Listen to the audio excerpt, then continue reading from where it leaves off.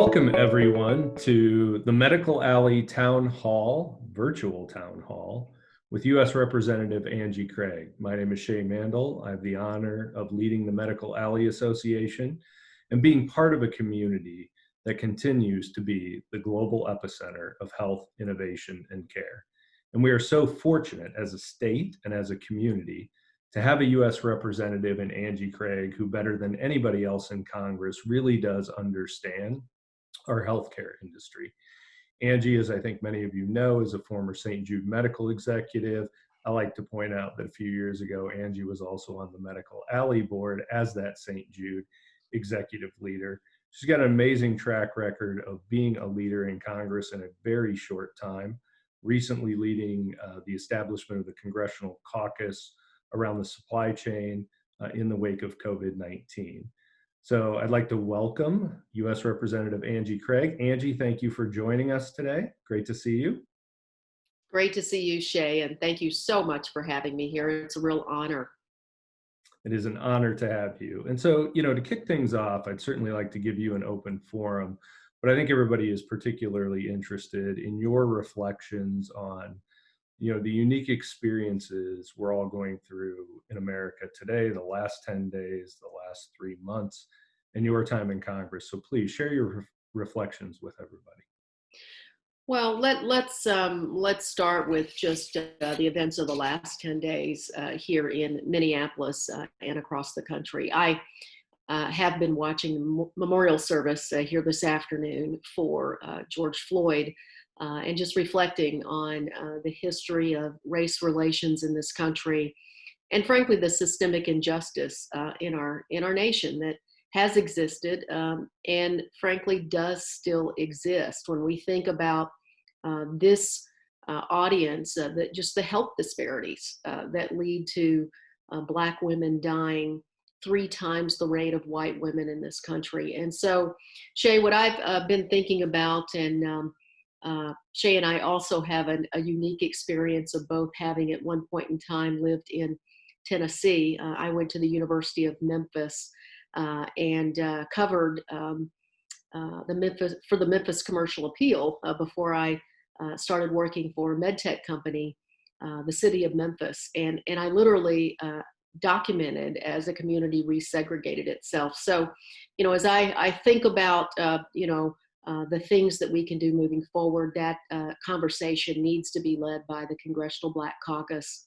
And we all should commit ourselves, I believe, to being allies to once and for all ending the inequalities that exist in our communities. And look, I worked in med tech for more than 20 years. And the last 4 years of it, I was the head of HR for a major Fortune 500 company.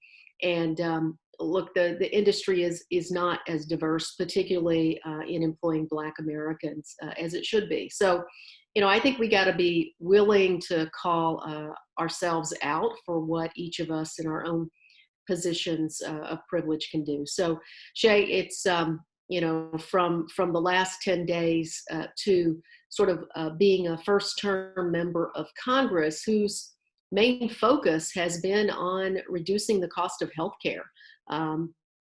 I have now written or co-sponsored over 75 bills to address the reduction of the cost of health insurance, the reduction of the cost of prescription drugs. And much of that effort and experience has been really born from working in healthcare for over 20 years.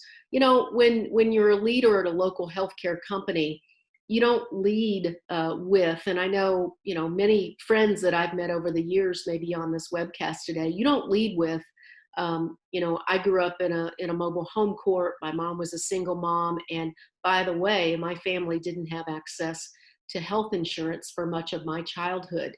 But when you're running for Congress, you have to bring your whole self. Yes, I was on the leadership team at St. Jude Medical for almost 12 years, but I'm also the kid who grew up in the trailer park without health insurance. And so that really guides me as I think about, what I work on in Congress, what I'm committed to. I know many of you and, in Medical Alley in particular have been focused on, how do we work ourselves out of a service-based, fee-based, volume-based purchasing pattern in healthcare. I'm particularly interested in that. I also had responsibility for HR for my last 4 years at St. Jude Medical. And so we were, as a self-insured plan, I literally had to sign the checks for coverage for 18,000 covered lives at St. Jude. So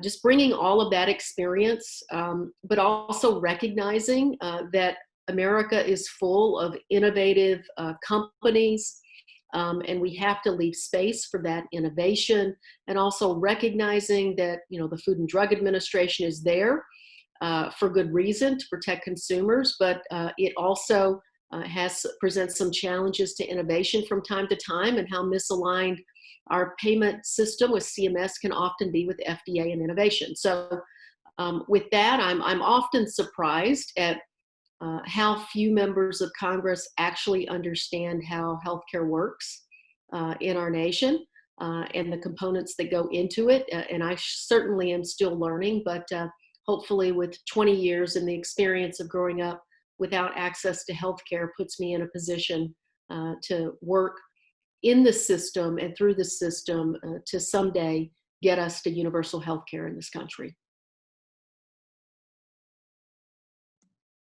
Thank you. You do have a unique background in so many ways. And again, I'll say this multiple times because I've known you for many years. It's really, we're very prideful in Minnesota to have you representing us and having your voice in Congress. And obviously, you all have been very busy.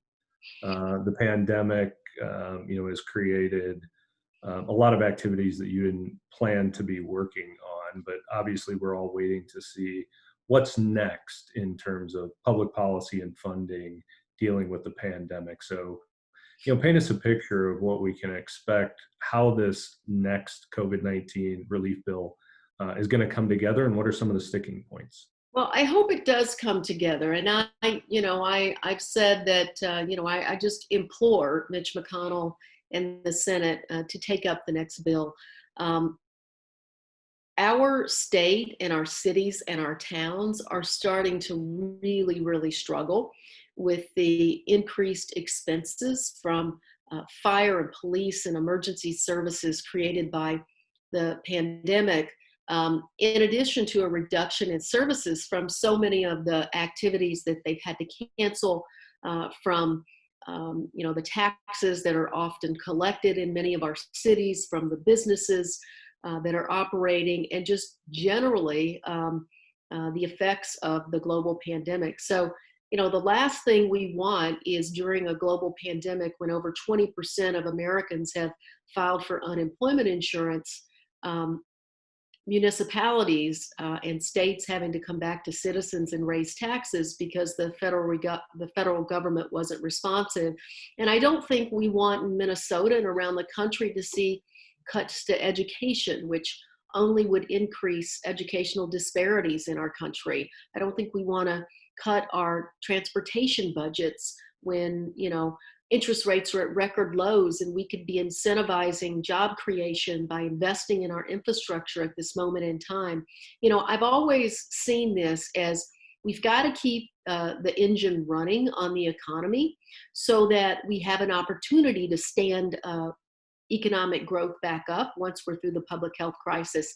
The other thing that I say every time we talk about these spending bills is, at the end of the day, this pain is being caused by a global pandemic. So do we need a moonshot? Do we need an additional infusion investment in American innovation coming up with a vaccine, American innovation coming up with a therapy to be able to more effectively treat COVID-19? What are we doing to invest in those therapies so that we can get ourselves through this even more quickly? I spend a lot of time trying to understand what good economic policy is when you're a policymaker. And frankly, many of you work in businesses, you've been there before, you've got a set of difficult choices in front of you. There's no good choice here in front of us. We've got record unemployment.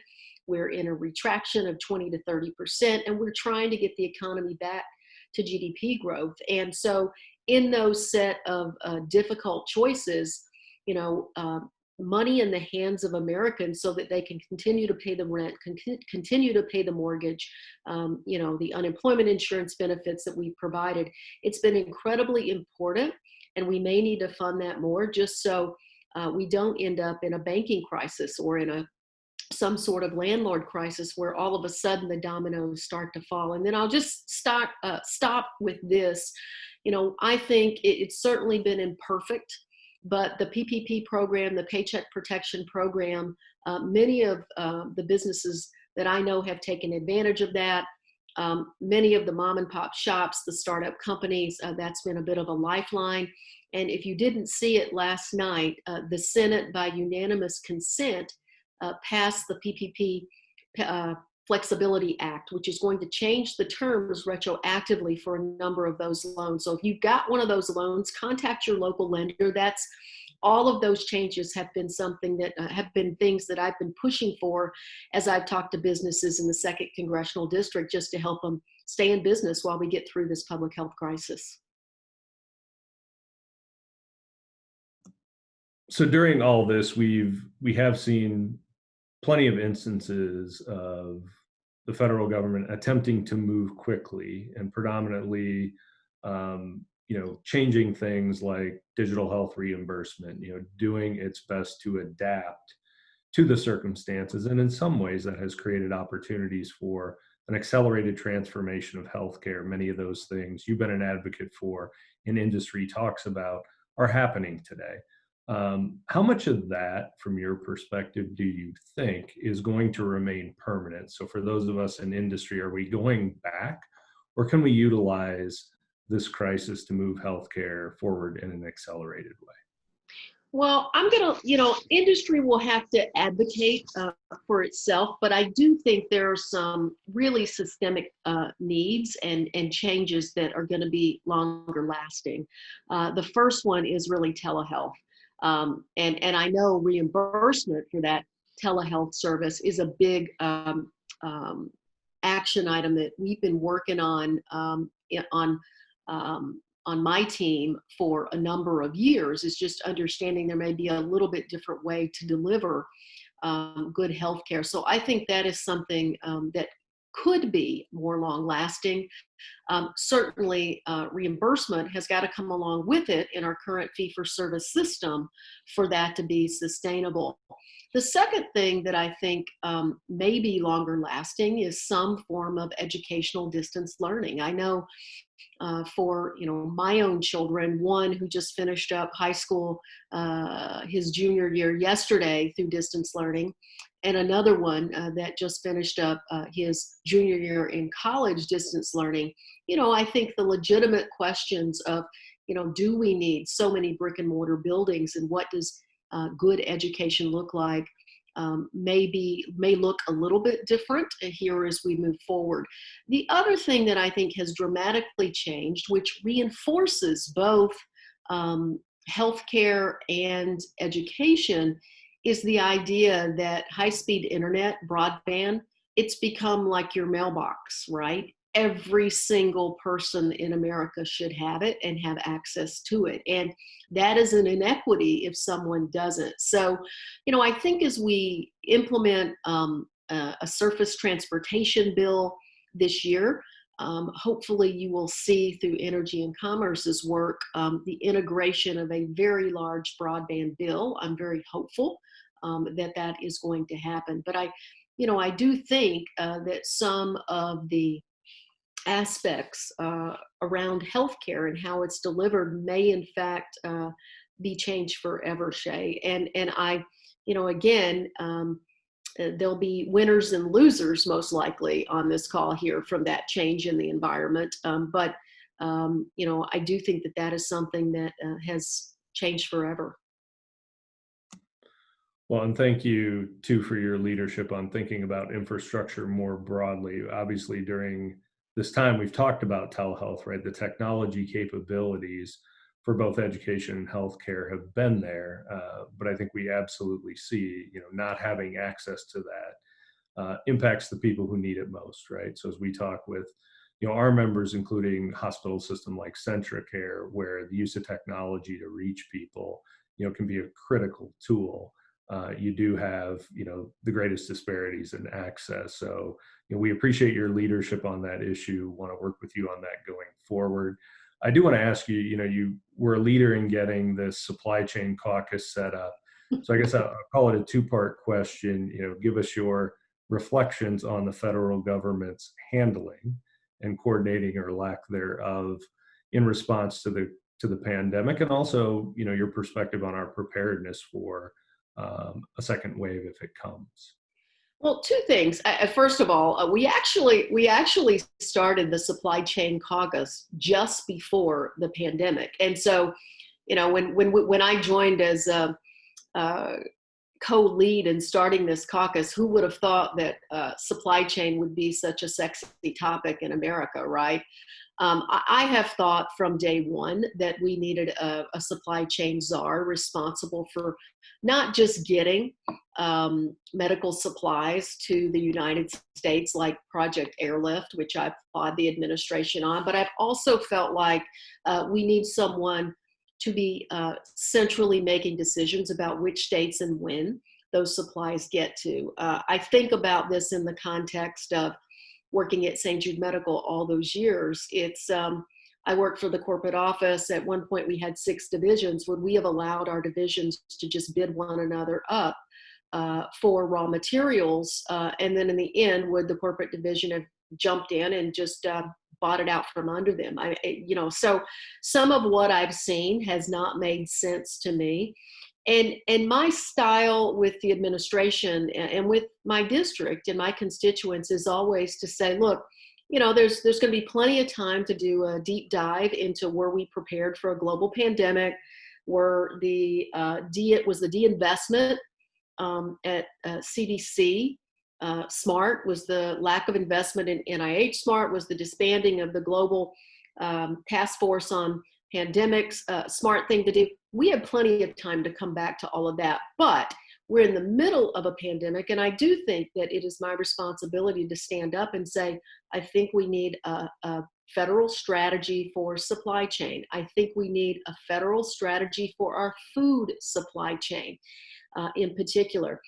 Do we need a federal strategy for our long-term healthcare centers? So I have seen, frankly, a lack of leadership when it comes to supply chain. And, it's something that, I'd like to work with the administration on. It's never too late to do what needs to be done, particularly if the medical experts are correct and we may be facing a second wave here in the fall. And so, as I said before, I realize these are tough issues, and I realize it's a big, massive federal government that we're contending with. But I do believe that there has been a lack of leadership on supply chain, and as I said, I have a deal with my district. We'll see how that deal works out. If I think the administration's doing the right thing, I praise it, and if I think we should be doing something different, I say that too.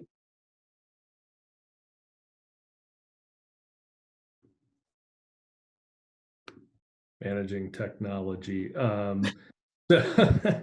So we mentioned this is your first term, and quite a first term it's been. What has surprised you most about being a member of Congress, and would you have preferred a more quote unquote normal term, or has it been exciting being able to lead in this unique time period? Well, just to remind everybody, I was sworn in 12 days into a government shutdown that went 35 days, the longest in American history. A few other things have happened along the way. And now we're in a global pandemic. And frankly, we're also at a moment in time where I believe we have to be face to face with our own history in this country with respect to race and the inequalities and racial injustice that still exist in our country. Things like healthcare disparities, educational disparities, disparities in homeownership and employment. I just think we have to have not just a discussion, but a moment of listening that actually leads to lasting change.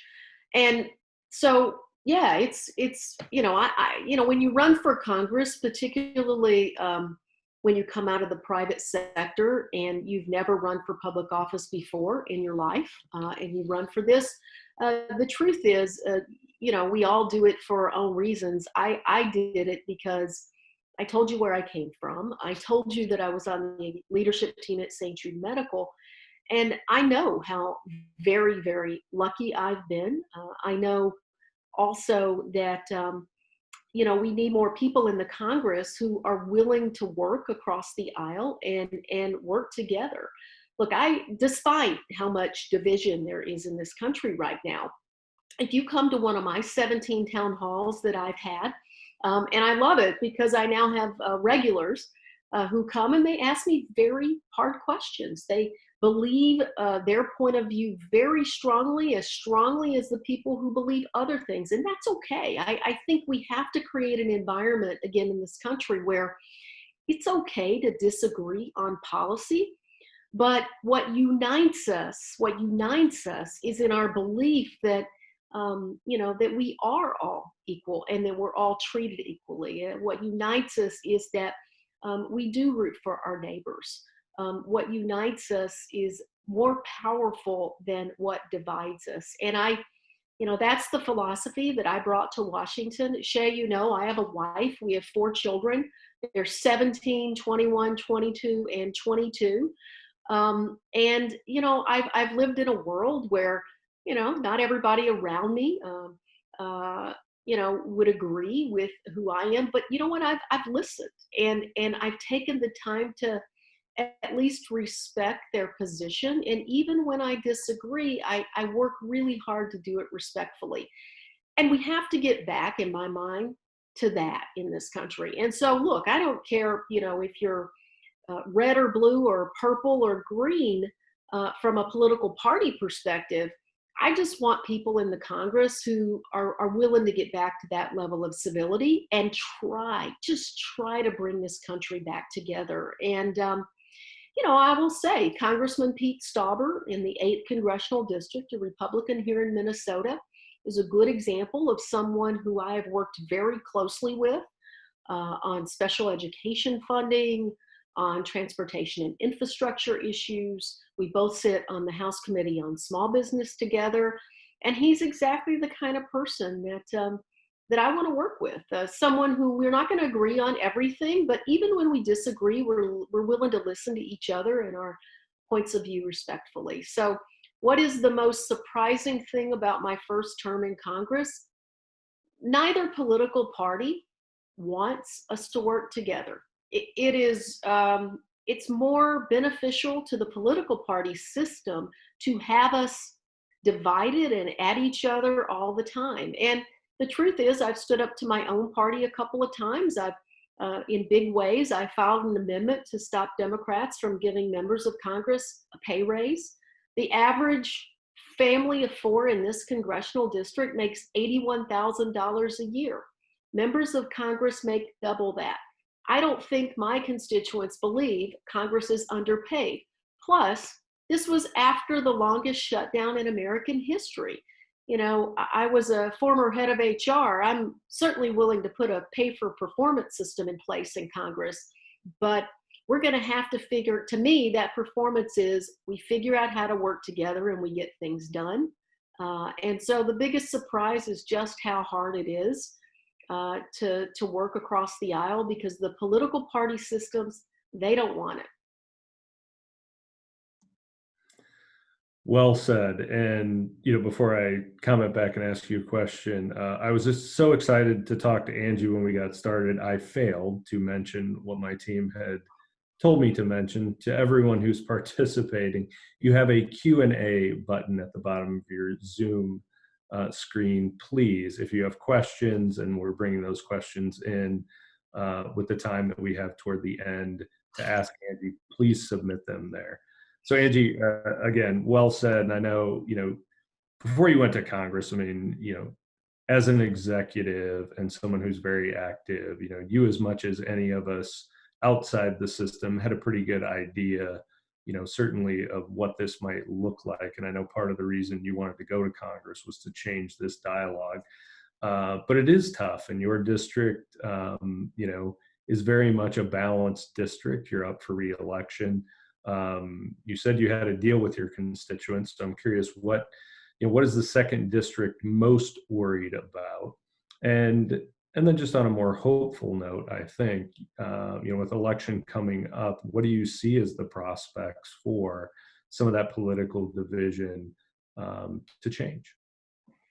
Well, I'll start with what are my constituents concerned about. The biggest issue in my district still is the cost of healthcare. And I know there are a lot of healthcare companies on this call, and I want to make sure that you know that because they're asking me to help them figure out how do we reduce the cost of health insurance in this country. And one of the first bills that I wrote and filed was a reinsurance bill, right? At St. Jude Medical, we were a self-insured plan, but I knew that I had $1 million stop loss program that was going to cap my losses.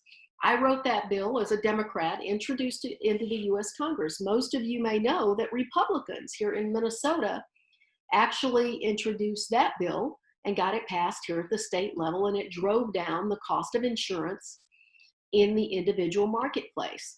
Look, I was there in 2012 when we were implementing various components of the ACA at St. Jude Medical. There are many components of the ACA that I thought were incredibly helpful and valuable. Things like, not being able to turn folks away because you had a pre-existing condition. This district has one of the largest percentages in the nation of non-elderly who have a pre-existing condition. It's 51%. I also was very vocally opposed to the medical device tax. Number one, I believed it punished small startup companies because it was a tax on revenue.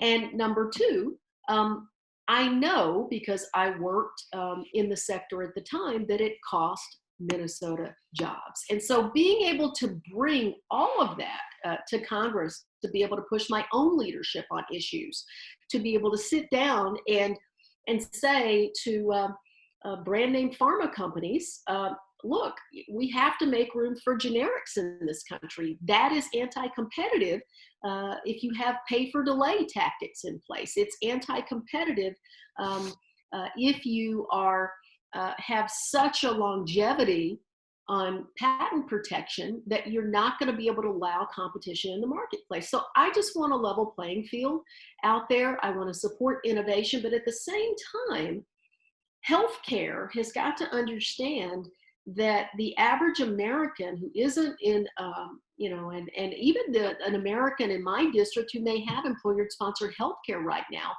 just the cost of that healthcare continuing to go up is a real challenge financially for folks. And so having the view that I want to support innovation, but how do we do this in America? In my mind, it's not Medicare for all. And in my mind, it's not the status quo, but how do we work together to move the country towards something like a German or Australian system where you can exist with a DRG and a public plan that's available to everyone, and at the same time, be able to allow that innovation and private marketplace in a not-for-profit healthcare system. So, it's going to be a challenge to get to universal healthcare in this country, but it's been fascinating as a first-term member. This is probably this is the second most surprising thing, Shay, so I'll give it to you, not that you asked, is how few members of Congress actually understand when I start talking about a fee-for-service system, how few members of Congress understand what a DRG code is, how few members of Congress understand, value-based conversations. And so I'll stop there. But the second most surprising thing, to put a mark on it, is, at least my caucus, it's totally based on seniority. It's not based on experience. And so, one of the most frustrating things is all the experience of working in healthcare for 22 years. I'm not on energy and commerce. I can't work directly on many of these topics. But as you see from the number of bills that I've co-sponsored and written at 75 related to healthcare, I tend to just end up back in this space, whether I'm in leadership or not in this space. So I'm going to throw at you a question that's come in that I think is an important question. So I'll just read. Looking at your comments that you made on broadband, one of our audience members is asking, what are your thoughts on addressing the data security issues and threats that could arise without adequate federal privacy protections? And is HIPAA strong enough to account for these? Yeah, the truth is, I think that's something that we need to take a look at in this country. It's not something that I've been particularly focused on. I've been more focused on the access side of it, and the payment side of it, than the privacy side of healthcare. So, but it's certainly something that I think has to be considered. But there's no doubt in my mind that we can figure those things out. If someone doesn't have access to high-speed internet, it's a non-starter because they don't have access to healthcare or education. Or in many cases, we're talking about the more rural parts of my district. I've literally got farmers who drive to McDonald's to upload their ag data, because so many of the planters and the combines now just have so much technology on them, but they really do require access to broadband. So it's a great point. It's not something that I've been particularly focused on, but it's something that we do need to make sure that we have in mind and be fully considered of when it comes to privacy as it relates to healthcare. So I did throw out kind of the how do we get past the political division, and you mentioned working with Pete Stauber. And again, I think as you look at congressional delegations around the country, we are blessed here in Minnesota to have a delegation that is common sense, brings expertise to the table, and works well together. And so we work with Pete a lot. How do you guys influence your colleagues to replicate, Minnesota's version of working together? And I know it's, not something you can solve right away, but as an emerging leader in Congress, how do you influence that? I want to be just honest with folks. I think I have a lot of colleagues who would like to work together, a lot of Republican colleagues.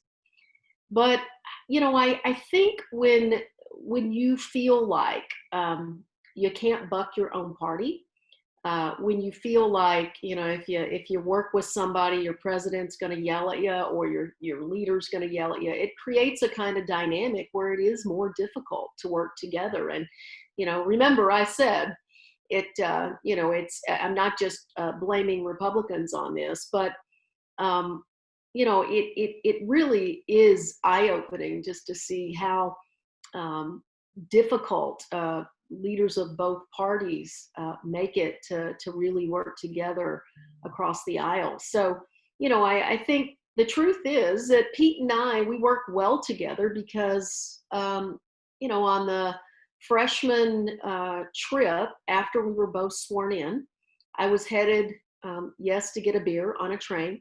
And he was sitting there reading a newspaper, and I'd never really talked to Pete other than in passing. And we sat down and we discovered that we both had a son with special needs, learning challenges. And so we found that connection to one another. We found that human connection. And the truth is, if all I'm going to do is sort of stand on the House floor and yell at somebody or yell at them in committee, we're never going to build a personal connection. And so, this is kind of silly, but I'm also co-chair of the fertilizer caucus, because I'm on the ag committee. And I just got off a call a little while ago, and with another Republican member.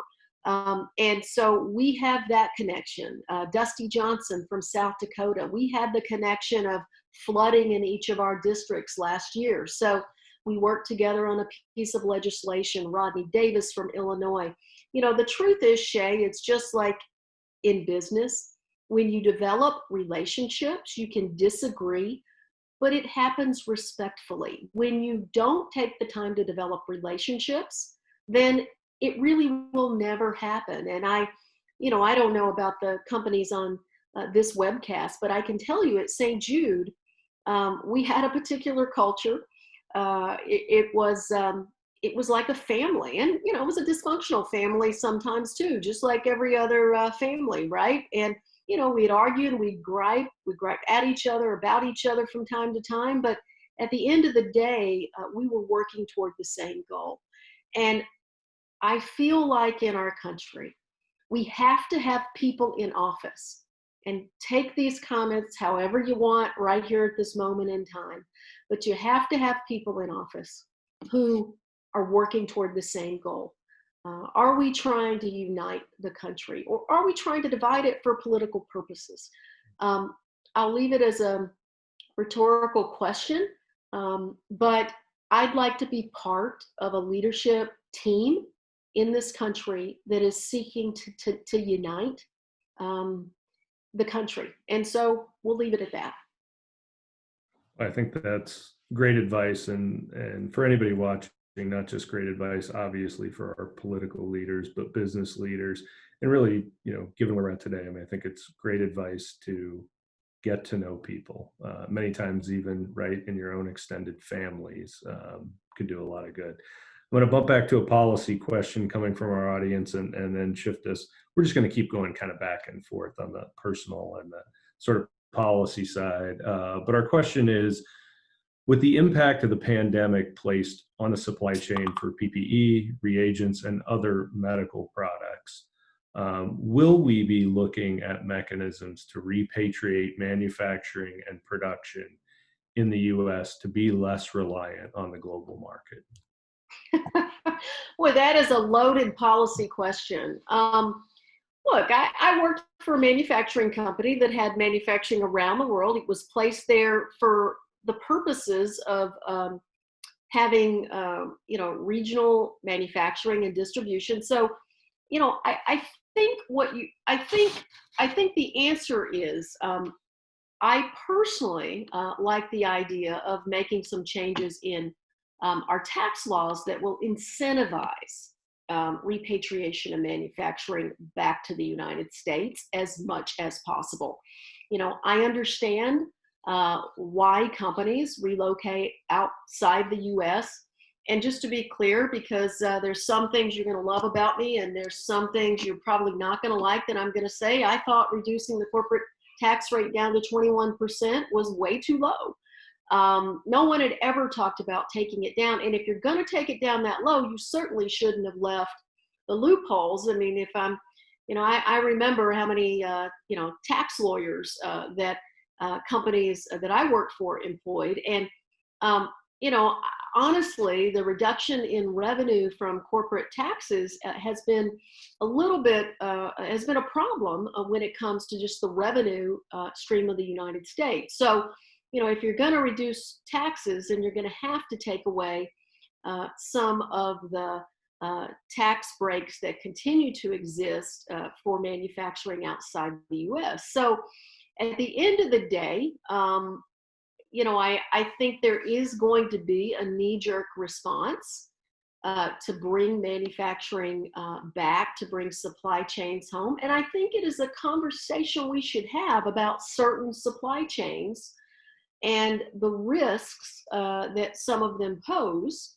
versus the value that some of them pose. And I also believe that you have to have more than one supply chain in order to mitigate your risk as a manufacturer or as a company as well. So, I think it's going to be a complicated discussion. My preference is we use the tax code to incentivize companies to bring these, um, um, bring some of this back to the U.S. as much as we can to employ Americans. And at the same time, I understand global manufacturing, global distribution. I've worked for companies for a number of years that had those in place. But I think it's something that we're going to have to think seriously about. And I also think we're going to have the same conversation around the consolidation of our food supply chain in this country. So both very difficult conversations, complicated conversations. And some of that, companies on this call will like, and some of it you're not going to like. Well, I think this crisis has definitely exposed some weaknesses in the supply chain on both sides, both in healthcare and certainly in the food supply. It's going to be a front and center conversation. And as I always like to say during this entire time, and most people would agree, whether it's you or Congressman Phillips, Governor Walz, we're all glad that you're all in charge of making these decisions and we're not. There is an election coming up and you are on the ballot again. This will be your third campaign, but how has this campaign, or where we're at today, how's this campaign so different than your first?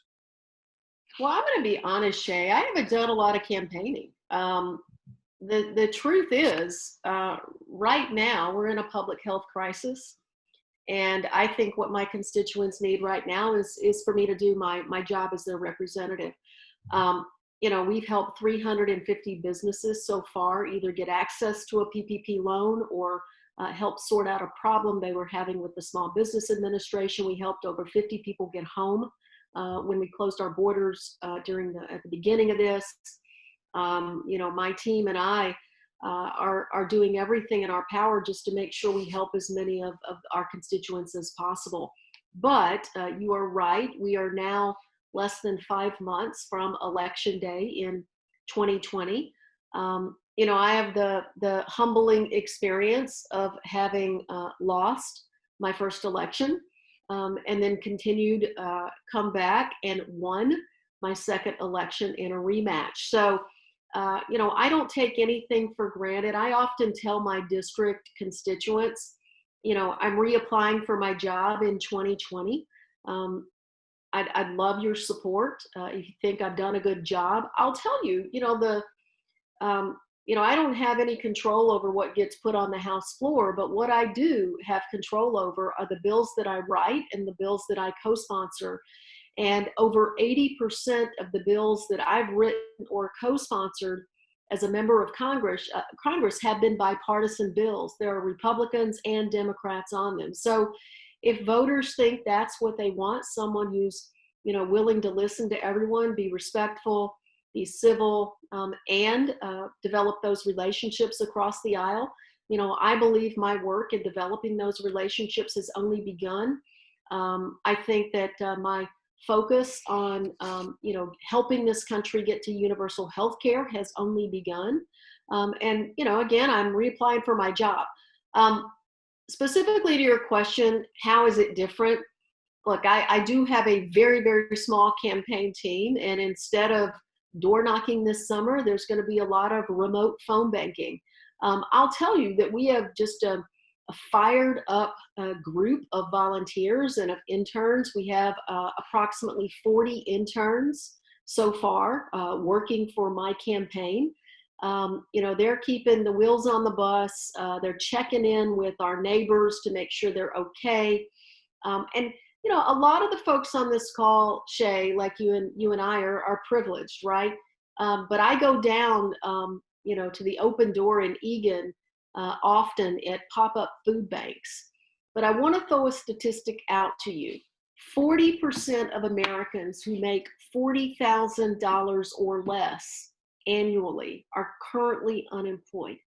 And these are the people who are lined up for miles to collect a couple of bags of produce and supplies just for their household. And so, this is an opportunity, this is a time to lead. This is a time to to unite and to heal our country. And I hope when I look back at my tenure here in my first term, that's what constituents would see is what my intention is, and hopefully what I've accomplished. We mentioned your team a couple of times, and not your campaign team, but your congressional team and constituent services. And they do a phenomenal job. And, I think sometimes people, because we're in a virtual world, don't know how best to connect. So, I think people would love to know from you, how best can folks watching this connect with your team and talk about these issues and ask for help if they're looking for it? That's a great question, Shay. And I will tell you, this is, what I'm most proud of. And I know all of the business folks on this call will recognize this. When you have an amazing team that works for you, that is when people tell you that your team is really good, that is the best compliment any leader can ever get. And I tell you, I talk to people, call me all the time. I call them and they tell me how helpful my team is to assisting them. And, we've been able to cut through a lot of red tape at the federal government. There is a lot of red tape to cut through, just FYI. But, everything from helping individuals go and get the Social Security benefits they're entitled to, from disability benefits to veterans benefits to, my team called me on a Sunday afternoon a few weeks ago, and we had a constituent who had been left out of the first round of the PPP, and literally, including myself, we were calling local lenders to find out who had lending capacity when the banks opened on Monday to help this mom and pop shop get his loan. And this was a third generation business, someone who, if his business goes under, it's not just some individual's dream. This is a third generation business owner, and he feels like he's going to let his great grandfather down. So, the team just, we try to run it as a more of a customer service center from the perspective of when a constituent calls, man, it's our job to help them. And that kind of servant attitude is what I've asked my team to do. And they have just exceeded expectations. When I talk to mayors, no matter what their political stripes are throughout this congressional district, they often say to me that they've never seen the kind of constituent services that this team is delivering. So Shay, you just got me on a roll here in terms of anytime I get an opportunity to say to folks, if you have a need in any of these areas, call my district office, craig.house.gov, call my DC office if there's a policy issue that you're thinking about. And, it for me, it came down at the beginning of this term, how am I going to structure my team? And, my view of members of Congress is you have to choose. You're going to be a workhorse or you're going to be a show horse. I would like to have good policy in this country. I would like to have good constituent services. I'm not interested in going on the national news every night and making this about me. So I made sure that I put the majority of my staff in the district office. So we have 8 people here, 7 people in DC, and that reflects my idea of what being exceptionally focused on your district looks like. And hopefully, if you call my office, you'll have a good experience. And if you don't have a good experience, I want to know about that as well. Definitely not that we want everybody to call your office tomorrow, but you do have a great team. And I do think it's important to talk about the team. I mean, your background as an executive, you have a great track record of developing teams. And I think those are, important experiences for people to have in interacting with the office. As you know, people don't, the normal citizen doesn't always have a positive perception of what government looks like, and interacting with your team certainly changes that. Hey Shay, can I interrupt you and just say that it's funny because you say the normal person doesn't have a good interaction with government. I mean, the one bill, the standalone bill. I was the first member of the delegation to get a standalone bill to the president, passed the Senate to the president. I worked with Congressman Mark Meadows to achieve this, who's now, of course, his chief of staff. That bill is aimed at getting after fraud and abuse within government. I mean, it's just amazing to me. The CBO estimates, the Congressional Budget Office, that in 2017 alone, this government improperly paid contractors and others $151 billion. And so, this bill was aimed at good government and reducing improper payments. But, you reminded me of that because, I don't think this government is perfect. I think this government needs reform. I personally don't own individual stocks, and I personally don't think members of Congress should own individual stocks. Part of my portfolio at St. Jude was to manage investor relations. Part of my portfolio was to attend board meetings. And there's never been a single one of those meetings where, where I should have been a member of Congress. And believe it or not, it is not prohibited to be a member of Congress and serve on a corporate board. So, I know I'm kind of going away a little bit, but my goodness, we do need to step up and reform some things in government so that Americans can gain confidence that our elected leaders are there to serve them, that our elected leaders are not there to profit off their service to them. So I just feel so strongly about this that, I thought I would add those things. I want Minnesotans to have confidence in this government, but I also recognize that we're going to have to change some things if that is going to happen.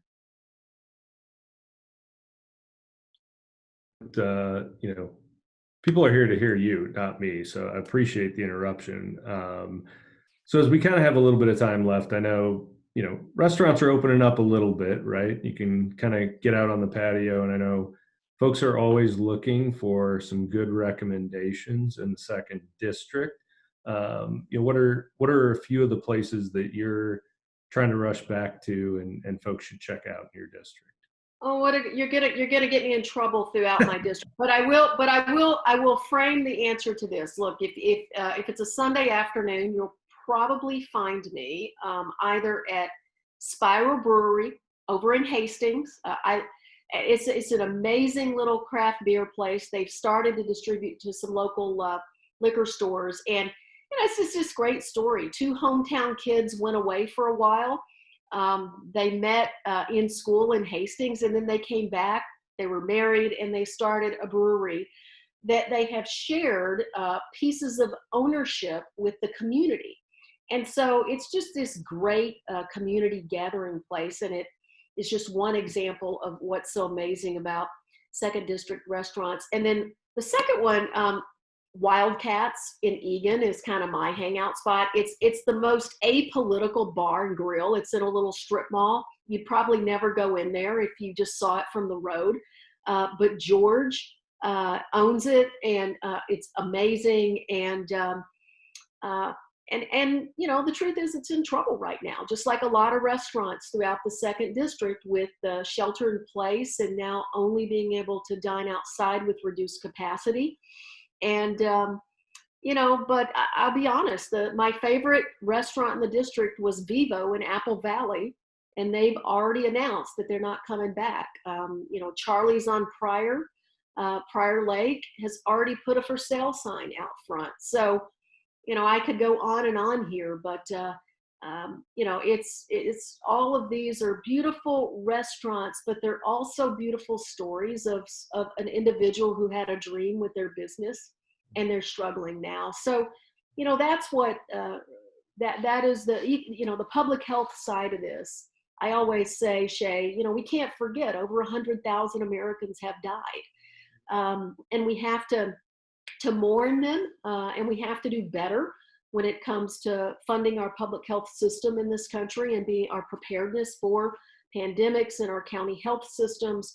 But the economic stress and anxiety and impact on our communities is terribly sad. And the PPP loans have been really good for a lot of businesses, but for restaurant and retail sectors, I'm not sure it's going to be enough. So I'm still developing my thoughts on what else Congress needs to do there, but we've got to help these Main Street businesses stay in business.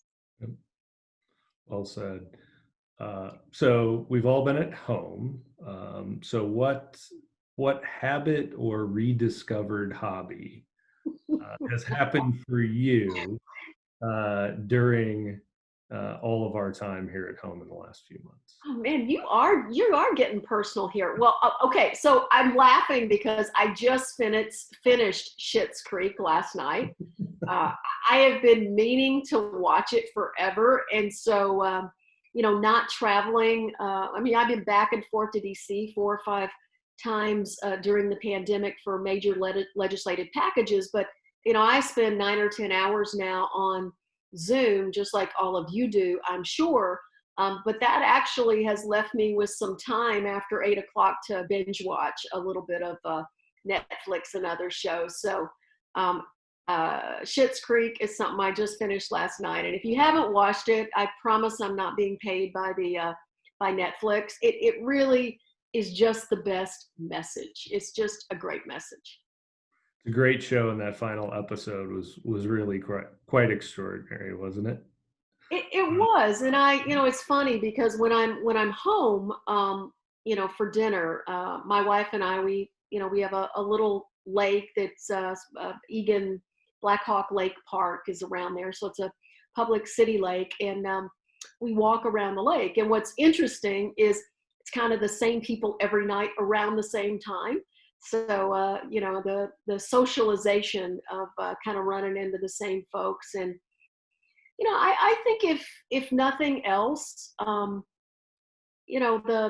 pandemic, the public health crisis is, it reminds us what's important, and what's most important is our health, it's our family, it's our neighbors. I've seen such goodness despite all of the challenges over the last 12 weeks in my congressional district, from pop-up produce drives to schools saying, you know what, we don't normally do summer lunches, but with 40% of Americans who make 40,000 or less unemployed, there are families who are really struggling right now, and children who really need help from just a food security perspective. And so it's just amazing to see so much hurt in our community, but then so much goodness. And I just want to bottle that goodness and say, let's hold on to that a little bit longer. I know, the political season is upon us. And,